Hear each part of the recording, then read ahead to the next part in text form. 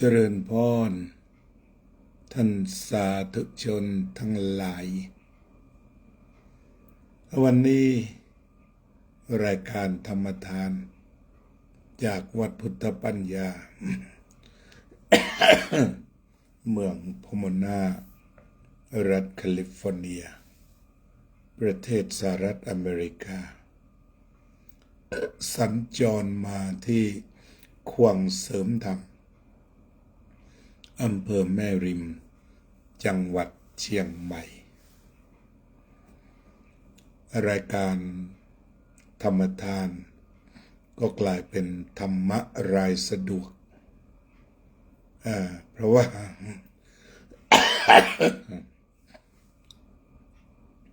ทุกอย่างขึ้นอยู่กับความสะดวกของการจัดรายการโดยเฉพาะมีปัญหาเรื่องสุขภาพบางวันนี่จะง่วงซึมวันนี้ดีขึ้นวันนี้ไม่ง่วงไม่ซึมเมื่อถึงเวลานี้ก็พอจะมาสนทนาธรรมกันได้รายการธรรมทานจากวัดพุทธปัญญาก็นำเอาเหตุการณ์ต่างๆที่บังเกิดขึ้นจากทั่วโลกมาสนทนาธรรมกันเอาเรื่องของน้ำมันหายากรายงานข่าวทั่วไปว่าบรรเทาลงบ้างจากข้อสมมติฐานของหลายคนว่าเนื่องจากราคา6 บาทจะช่วยปั๊มน้ำมันทุกปั๊มมีน้ำมันมาบริการเรียกว่าดีขึ้นเมื่อราคาดีขึ้นไป6 บาทพรวดเดียวก็ทำให้สถานการณ์ขาดแคลนเริ่มดีขึ้นคุณประสิทธิชัยครุฑกาฬคุณวิรัตพัชรดุลเป็นไงบ้างคุณวิรัตพัชรดุลน้ำมันทางขนมต้องเข้าคิวหรือไม่อย่างไรวันนี้หลังขึ้น6 บาทสถานการณ์การเติมน้ำมันเป็นอย่างไรบ้างเล่าสู่กันฟังได้อันนี้ก็เป็นเรื่องสถานการณ์ซึ่งกลายเป็นปัญหาเทคนิคคือฟังอย่างไรก็เข้าใจยากเพราะมันลึกลับก็หาคนที่อธิบายปุ๊บเข้าใจปั๊บได้ยากยอมรับเพราะว่าเรื่องบางเรื่องเราก็ไม่มีวันจะได้รู้จริงอย่างที่เราได้ยินว่าอิหร่านจะขายเราลิตรละ0.30 สตังค์คือ30 สตังค์แต่ว่าทำไมกว่าจะถึงมือผู้บริโภคปาเข้าไปตั้ง30 กว่าบาทซึ่งตรงนี้ก็ผ่านการบวกอะไรบ้างผู้บริโภค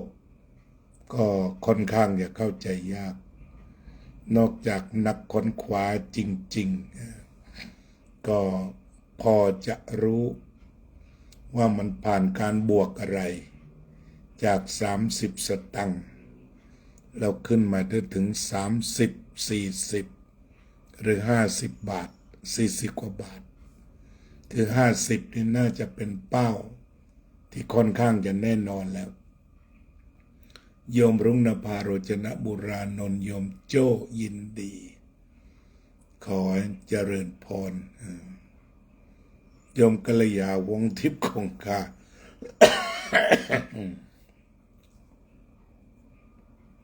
อาจเจริญพรแต่ถ้าพูดถึงการขึ้นราคาก็ได้ทราบว่าทั้งในสหรัฐอเมริกา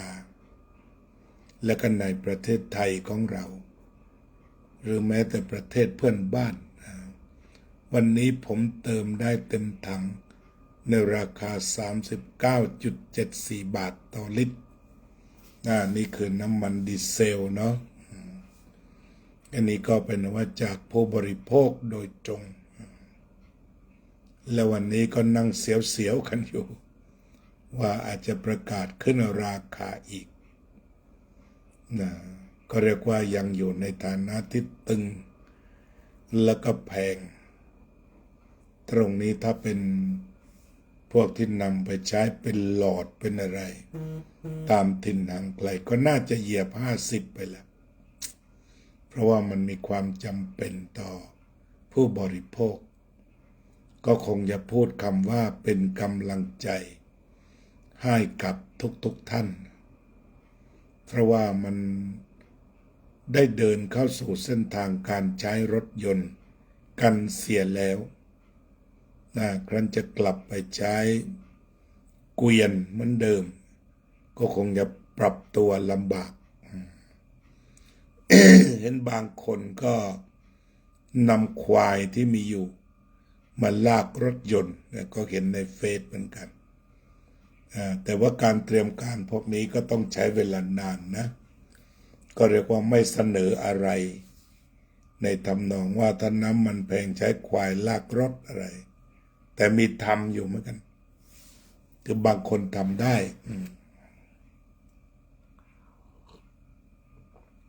ก็เป็นนั้นว่าเคารพในสติปัญญา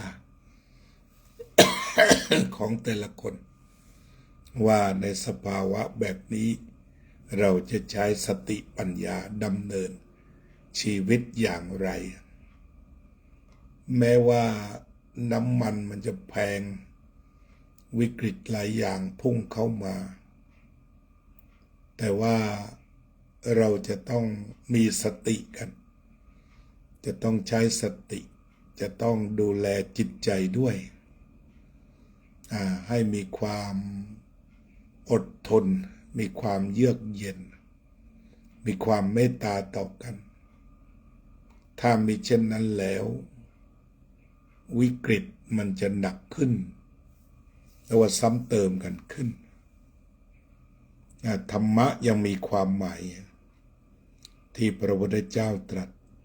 สติสัพพัตตปัตติยาสติจำปรารถนาในที่ทั้งปวง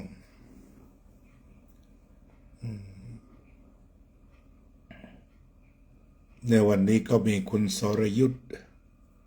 ไปถามรัฐมนตรีว่าการกระทรวงคมนาคมว่าทำไมจึงขอลด ขอลดภาษีสรรพสามิต1 บาทคือมัน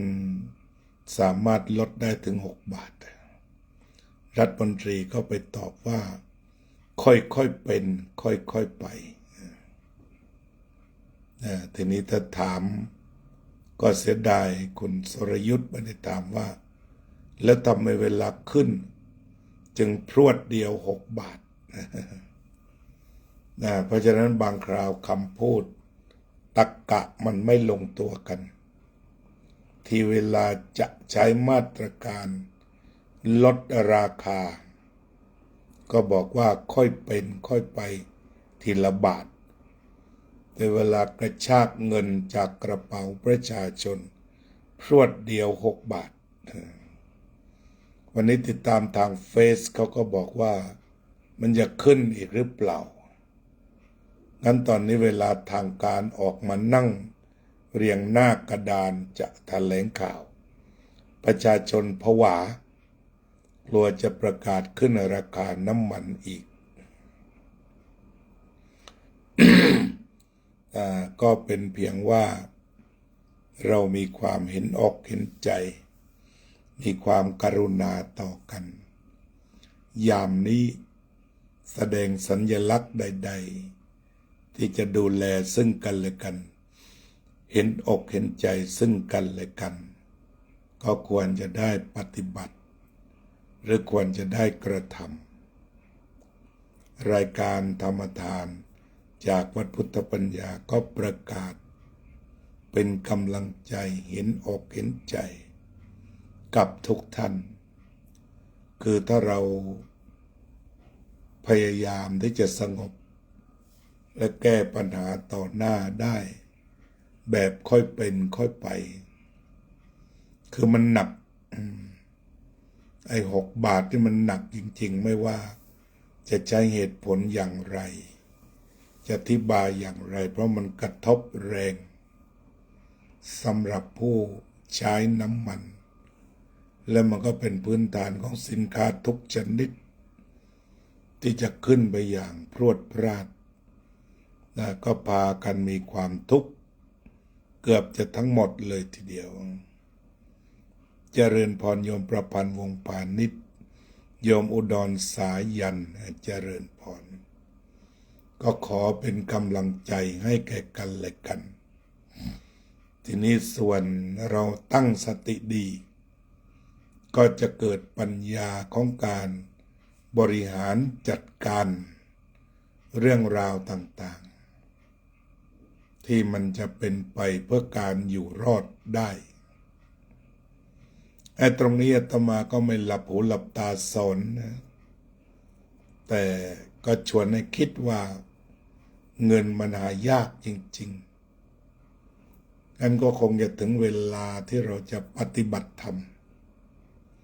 นั่นก็คือใช้จ่ายในส่วนที่จำเป็นทีนี้บางอย่างที่ไม่จำเป็นเช่นการเล่นการพนันหรือว่าการดื่มสุราดื่มเหล้าดื่มเบียร์ทั้งหลายตรงนี้ถ้าพูดถึงเพื่อที่จะรักษาเงินเอาไว้เติมน้ำมันก็ควรจะหยุด หยุดจ่ายเงินซื้อเหล้าซื้อเบียร์มาเติมน้ำมันลองดูเหล้าขาวเบียร์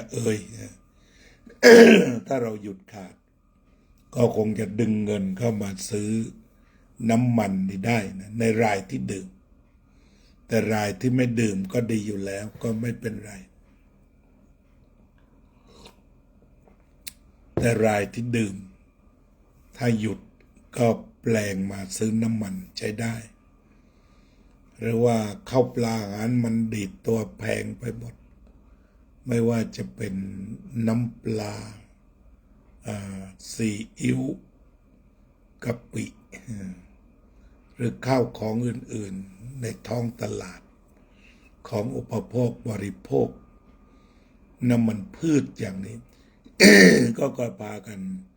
พาเรทขึ้นในขณะที่ผลผลิตทางการเกษตรเช่นมะพร้าวอ่อน ก็พากันลงอะไรที่มันจะลงไปถึงรากหญ้าก็ไม่เป็นราคาปาล์มถึงแม้จะมีการใช้น้ำมันแต่ว่าปาล์มเกษตรกรก็ยังไม่พุ่งนักในการให้ได้ฝ่ายผลิตก็ขึ้นกันไปแล้วนี่ในทางธรรมะก็คงจะเป็นกำลังใจแล้วก็อาจจะกล่าวว่าอะไรที่มันจำเป็นก็ต้องเก็บไว้ก่อนไม่ว่าจะเป็นข้าวสารจะเป็นน้ำปลาจะเป็นน้ำมันพวกนี้จะต้องติดบ้านเอาไว้ก่อนส่วนท่านที่มีรถต้องผ่อนรถอะไรก็น่าเห็นใจมันมาทุกทิศทุกทางตอนนี้ผลกระทบที่อาตมาวิ่งนั่งในเชียงใหม่ก็พบว่าถนนโล่งถนนที่เคยติดนี่รู้สึกว่าโล่งบางจุดที่เราเข้าไปกลางเมืองลึกๆมันก็จะมีผลโล่งแล้วเช่นกันอันเดียวปัญญาของมนุษย์เวลาเราเจอวิกฤตก็คงจะช่วยคิดแล้วก็หาทางได้นะไม่ยากก็เป็นว่ามันเกิดขึ้นแหละนั่นนะปัญหาเปลี่ยนปัญหาเป็นปัญญาตามหลักของชาวพุทธเปลี่ยนปัญหาให้เป็นปัญญา ที่พากันครุ่นคิดพากันวางยุทธศาสตร์เดี๋ยวก็จะคิดได้แล้วก็มีปัญญากันไปส่วนหนึ่งการกินการอยู่เข้าของแพงก็นำไปสู่การจัดระบบความคิดหรือว่าเมนูอาหาร ในสภาวะน้ำมันแพง จะเป็นยังไง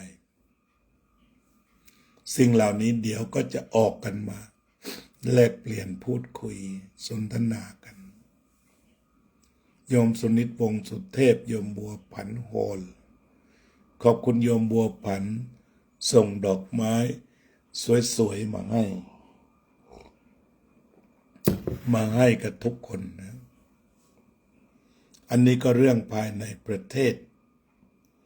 ที่เราเห็นว่าเราเจอกันหนักตามสมควรทีนี้ต่อมาเรื่องในระดับโลกข่าวล่าสุดบอกว่าจากแหล่งข่าวของ CIA ที่เจาะลึกว่าอิหร่านกำลังมีความเคลื่อนไหว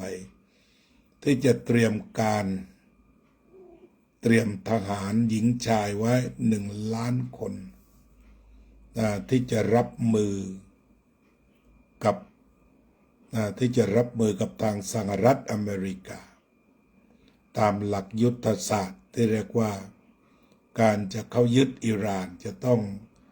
ใช้ทหารราบจึงจะยึดได้ทางอิหร่านก็ไม่ประมาทก็เตรียมไว้1 ล้านคนที่จะปกป้องจุดสำคัญของประเทศของตนโยมกุลาภ พัชรดุลฟังข่าวสงครามแล้วเราก็สะท้านใจเพราะเราผ่านสงครามดังๆมาเยอะคนตายเป็นล้านเช่นโบราณสุดสงครามครูเสดรบกันอยู่ถึง200 ปีจากนั้นสงครามโลกครั้งที่1ก็เริ่มมีเทคโนโลยีบ้างแล้วก็รบกันนานเหมือนกัน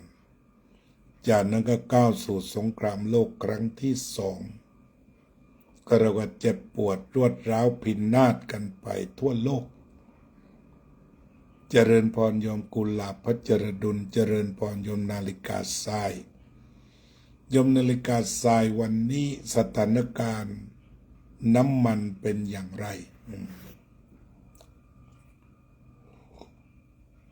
ที่เคยไปประจนภัย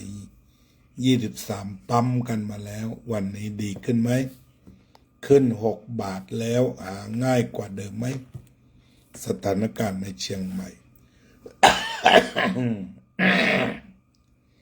สเลดอาตมาก็จองล้างจองปลานตลอด ในพระไตรปิฎกได้บอกว่าสเลดเสมหะในสำคัญตอนนี้ก็เรียกว่าบางทีพอพูดมันก็ขึ้นมาดักเสียงก็ลุ่มดอนอยู่แบบนี้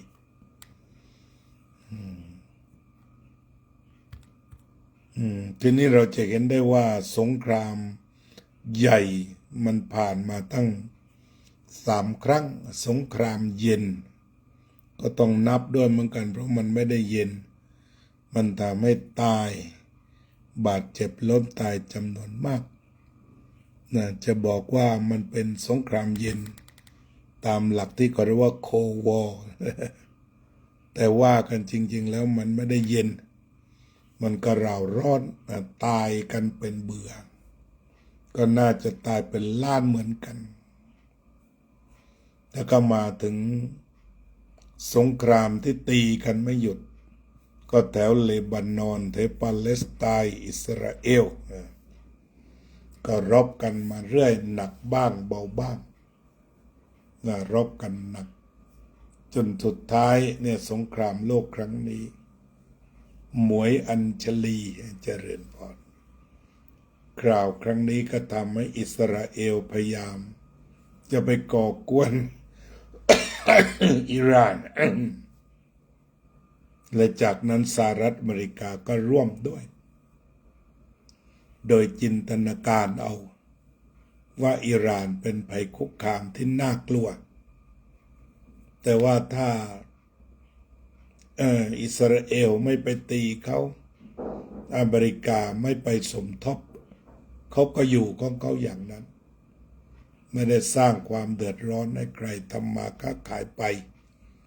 แต่ถ้าเมื่อมีฝูงบินไปถล่มเขาโดยตรงเขาก็อาจจะทราบ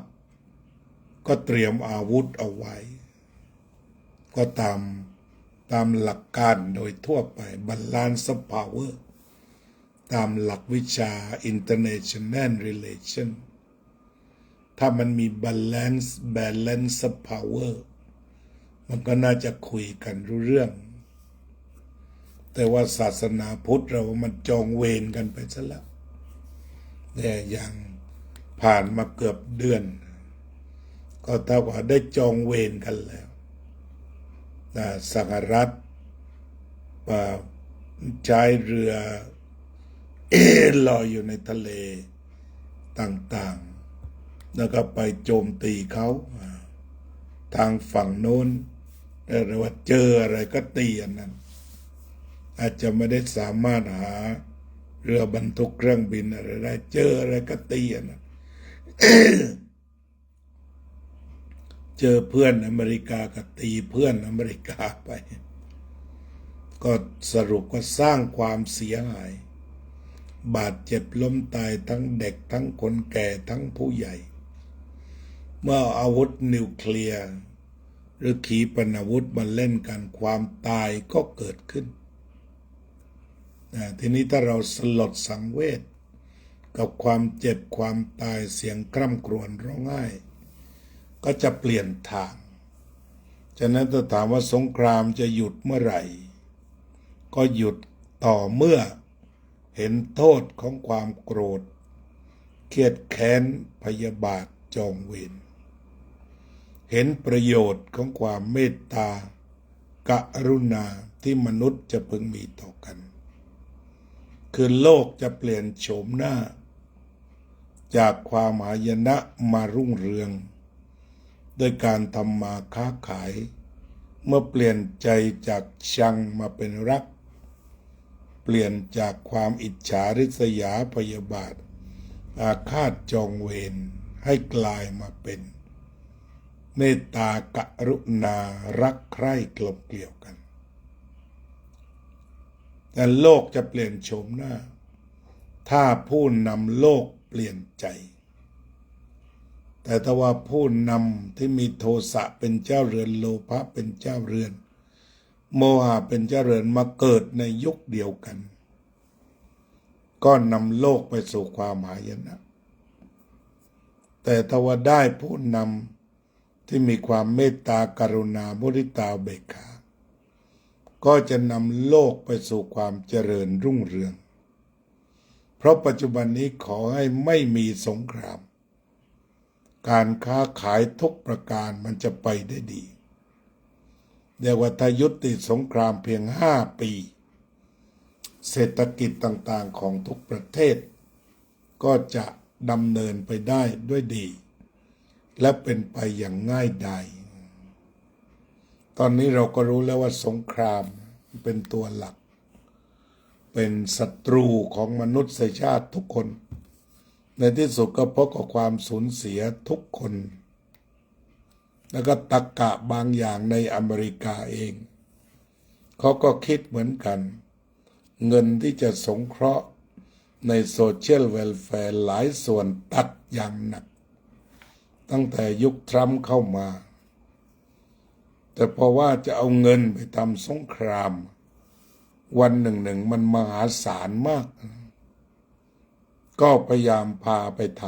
ำนี่คือตรรกะที่มันแย้งกันฉะนั้นประเทศเราก็ดูเป็นตัวอย่างอย่าพยายามยุเข้าสงครามอีกพอเพราะว่าเจอน้ำมันแบบนี้หน้ามืดแล้วเกิดไปทำสงครามด้วยมันจะหนักหนาสาหัส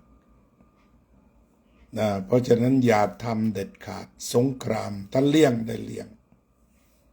ถ้าว่าไม่ถึงกับมาฆ่ามาแกงก็อันตรายก็ไม่ทำดีกว่า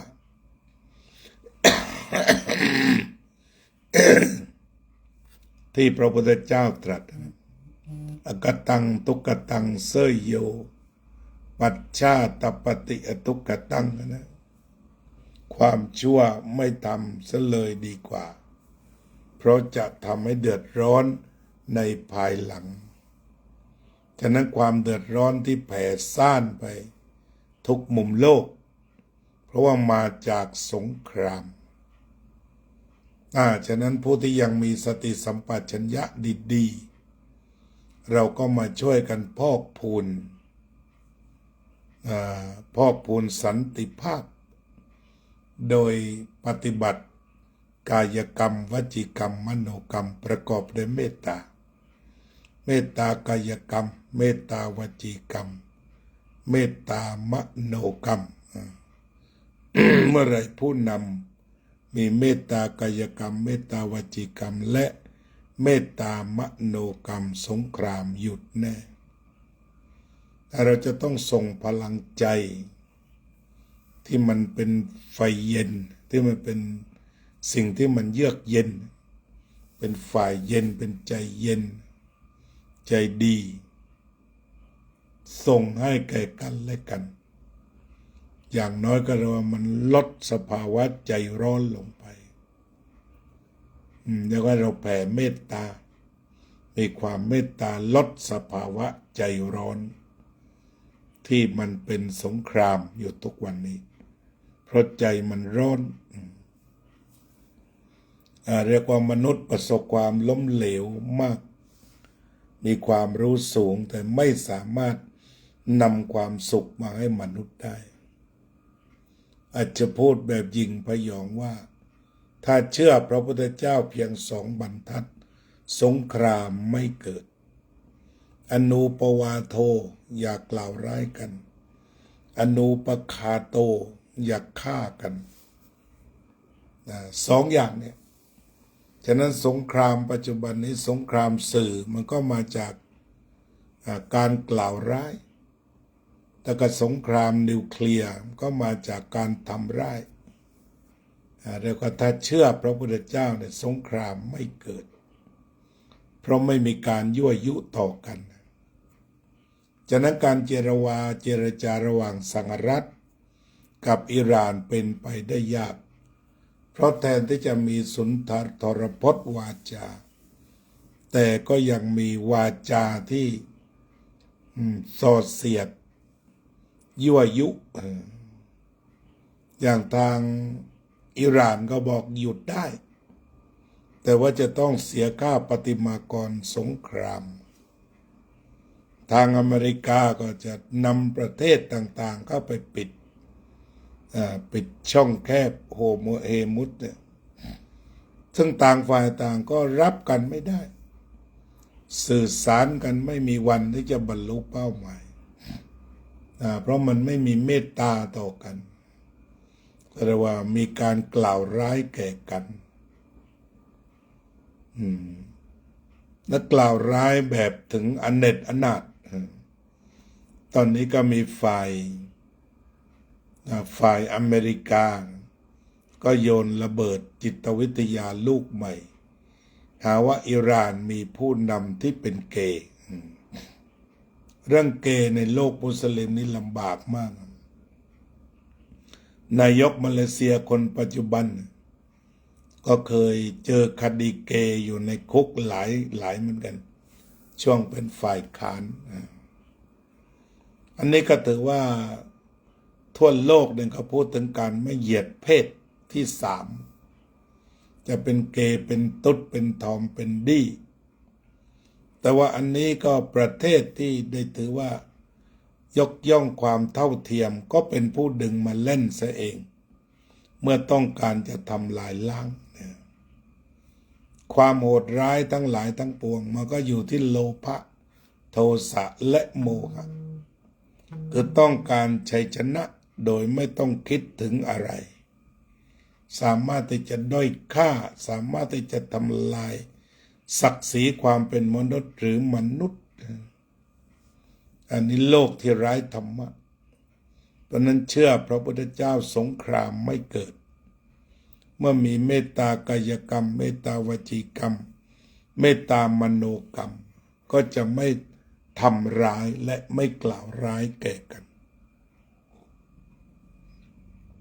แล้วนะวันนี้เราก็คงจะจบด้วยแผ่เมตตาเพื่อพลังเมตตาของเราจ จะกระจายไปสู่หัวใจของผู้นำได้บ้างสัพเพสัตตาสัตว์ทั้งหลายที่เป็นเพื่อนทุกข์เกิดแก่เจ็บตายด้วยกันทั้งหมดทั้งสิ้นอเวราโหนตุจงเป็นสุขเถิดอย่าได้มีเวรแก่กันและกันเลยอัพพยาปัจจาโหนตุจงเป็นสุขเถิดอย่าได้พยาบาทเบียดเบียนซึ่งกันและกันเลยอนีฆาโหนตุจงเป็นสุขเถิดอย่าได้มีความทุกข์กายทุกข์ใจเลยสุขีอัตตานังปริหะรันตุจงมีความสุขกายสุขใจรักษาตนให้พ้นจากทุกข์ภัยทั้งสิ้นเถิด May all living beings be free from hostility. May all living beings be free from violence. May all living beings be free from harming. May all living beings be at ease. May all living beings be free from disease. May all living beings be healthy, be wealthy, be hopeful, be peaceful, be successful and happy.